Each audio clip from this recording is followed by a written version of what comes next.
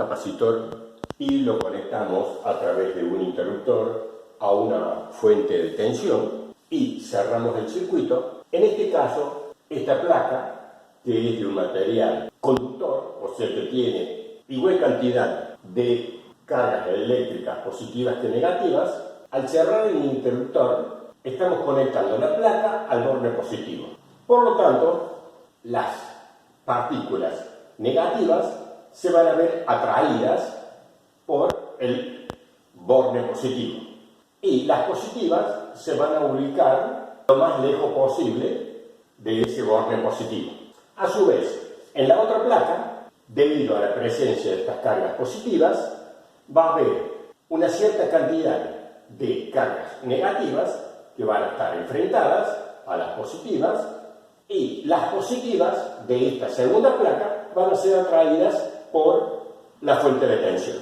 Ahora bien, entre las placas no hay ninguna circulación de corriente, solamente es entre la placa inferior con el borne negativo y la placa superior con el borne positivo.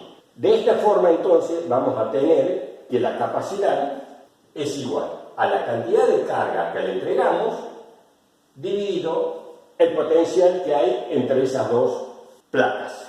Ahora bien, si nosotros, cuando el capacitor está cargado, introducimos entre las placas o armaduras del condensador un material dieléctrico de manera tal que llene todo el espacio entre las placas, vamos a encontrar que el capacitor aumenta su capacidad.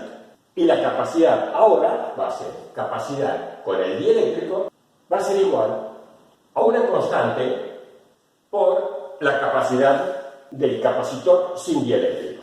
Esa constante se llama capacidad dieléctrica y depende de cada material dieléctrico. Por ejemplo, en un film de polietileno puede valer 2,6 a 3. En otros materiales aún más. Eso, ¿qué nos permite? Que facilitarnos la construcción de los capacitores. ¿Por qué? Porque podemos formar un capacitor con un papel de aluminio separado con un film de polietileno de otro papel de aluminio. Entonces, tomamos estas tres láminas y las arrollamos, y de esa forma tenemos un capacitor que tiene una gran superficie y que tiene una mínima distancia entre las placas. Con eso aumentamos la capacidad del capacitor. Lo que hay que tener en cuenta cuando se utiliza el dieléctrico es el poder dieléctrico de cada uno de estos dieléctricos. El poder dieléctrico es la máxima tensión que es capaz de soportar el dieléctrico sin que se perfore.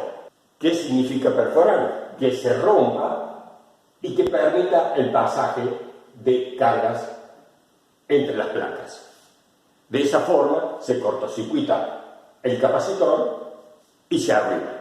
Entonces, no solamente tenemos que tener en cuenta la capacidad dieléctrica del material dieléctrico, sino también su poder dieléctrico, o sea, la máxima tensión que podemos aplicarle entre las placas sin que se perfore. Trabajando con capacitores, nosotros vamos a tener la posibilidad de unirlos en serie o en paralelo. Analicemos este caso, en donde tenemos tres capacitores conectados en serie. Los tres capacitores, el 1, el 2 y el 3, conectados en serie, y a través de un interruptor los podemos alimentar con una fuente de tensión. Cuando nosotros cerramos el interruptor, una cierta cantidad Q de carga llega al capacitor 1. Y es la misma carga que va a recibir el capacitor 2 y el 3. ¿Por qué? Porque lo que va a hacer la fuente de tensión cuando cerramos el interruptor es entregar una cierta cantidad de cargas al primer capacitor. Entre las placas va a haber una cierta cantidad de cargas Q negativas conectadas al punto A y una cierta cantidad de cargas positivas que van a estar en la otra placa. En esa placa, las cargas negativas van a estar enfrentadas a las positivas de la placa conectada al punto A. Y las cargas positivas van a ser las que van a ir a depositarse en la placa del segundo condensador. Y así hasta llegar al último capacitor, en donde en la placa del capacitor 3, de la derecha, vamos a tener cargas negativas y las positivas van a ser atraídas por el borde negativo. Entonces podemos establecer la capacidad de cada uno de los capacitores. La capacidad 1 va a ser igual a Q dividido B sub A menos B sub B. C sub 2 va a ser igual a Q dividido B sub B menos B sub C. Y C3 va a ser igual a Q sobre B sub C menos B sub B. O sea, la capacidad es igual a la cantidad de carga recibida dividido la diferencia de potencia. Las cargas son todas iguales y las diferencias de potencial son a los extremos del capacitor 1, B sub A menos B sub B. A los extremos del capacitor 2, B sub B menos B sub C. Y a los extremos del capacitor 3, B sub C menos B sub D. De estas igualdades podemos despejar la diferencia potencial en cada uno de los capacitores. Y va a ser B sub A menos B sub B igual a Q sobre C1. B sub B menos B sub C igual a Q sobre C sub 2. Y B sub C menos B sub D igual a Q sobre C sub 3. Lo que vamos a hacer ahora es sumamos miembro a miembro estas tres igualdades. Y nos va a quedar.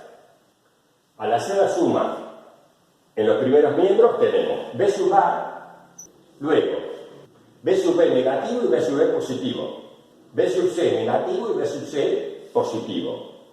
Y nos queda menos B sub D, que es la diferencia potencial que nos está entregando la fuente de tensión. B sub A menos B sub D. Igual a Q sobre C1 más Q sobre C2 más Q sobre C3.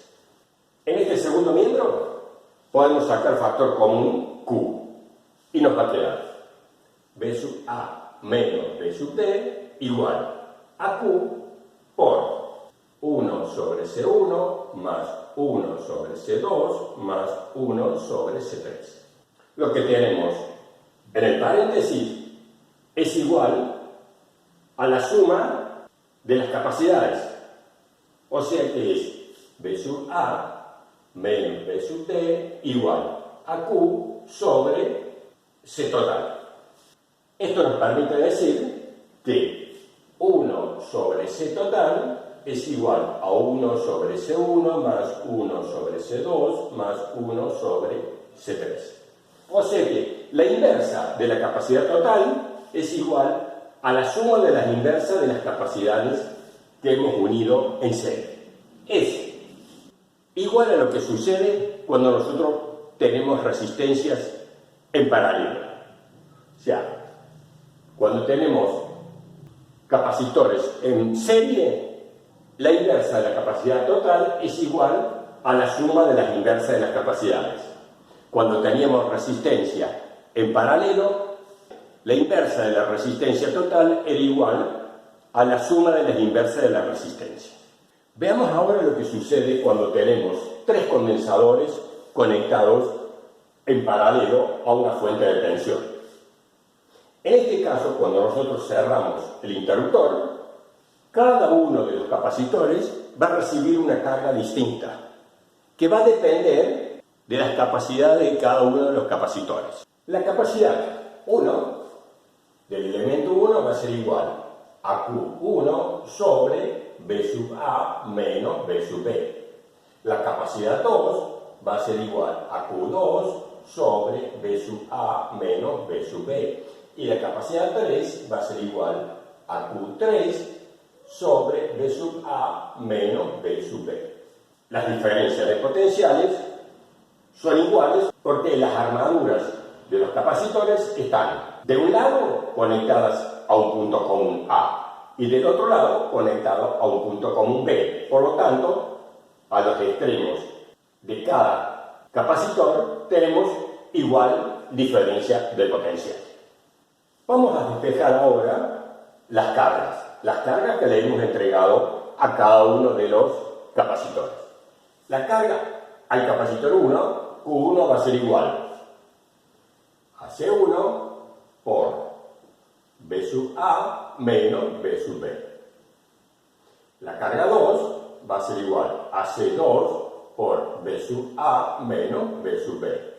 Y la carga 3 va a ser igual a C3 por B sub A menos B sub B. Para conocer la carga total, hemos entregado a este sistema de 3 capacitores en paralelo, sumamos. Y nos queda Q1 más Q2 más Q3 igual a C1 por B sub A menos B sub B, más C2 por B sub A menos B sub B, más C3 por B sub A menos B sub B. La suma de Q1 más Q2 más Q3 es la cantidad de carga total, Q. Igual. En el segundo miembro podemos sacar factor común, el paréntesis. O sea que va a ser B sub A menos B sub B. Si dividimos este primer término por el paréntesis nos queda C sub 1. Si dividimos este segundo término por el paréntesis nos queda más C sub 2. Y si dividimos este tercer término por el paréntesis nos queda C sub 3. La suma C1 más C2 más C3 es la capacidad total. O sea que nos queda carga igual a B sub A menos B sub B por la capacidad total. Esto nos dice que la capacidad total va a ser igual a C1 más C2 más C3. O sea que cuando nosotros tenemos condensadores en paralelo, la capacidad total es igual a la suma de los capacitores conectados en paralelo. Es semejante a lo que sucedía cuando nosotros teníamos resistencias en serie.